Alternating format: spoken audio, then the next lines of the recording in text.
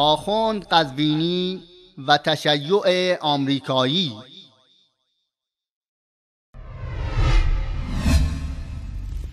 آخوند قزوینی میگوید تشیعی که از آمریکا و لندن بیاید تشیع نیست.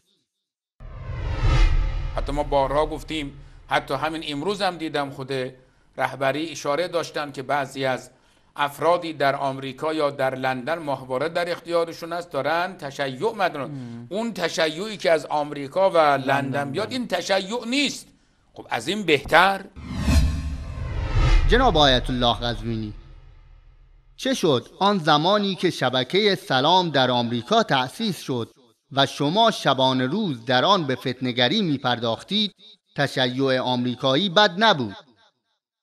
آن زمان که آخوندهای همفکر شما در آمریکا در شبکه سلام شبانه روز به مقدسات اهل سنت اهانت می کردند سخنی از تشیع آمریکایی نبود. آن روز که سید ظهیرالحق نقوی همکار شما در شبکه ولایت از آمریکا برنامه اجرا می کرد و شما هم چند صباحی در آمریکا مهمانشان بودید و در آمریکا برنامه اجرا می کردید، خبری از تشیع آمریکایی نبود. برنامه وصال رو نگاه میکنم، صبح هم نگاه میکردم. آقای دکتر قزوینی اون چیز حدیثا رو داشت بله ای بابا چیز حدیثا رو داشت بله ای بابا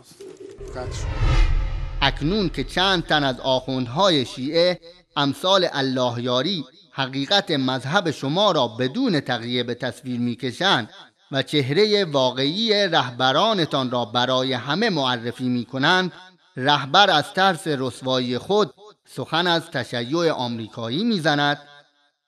آیا همین امام شما خمینی در 12 بهمن سال 1357 از یک کشور اروپایی و با یک هواپیمای اجنبی و در حالی که دست در دست یک مهماندار فرانسوی غربی داشت پا به خاک ایران نگذاشت؟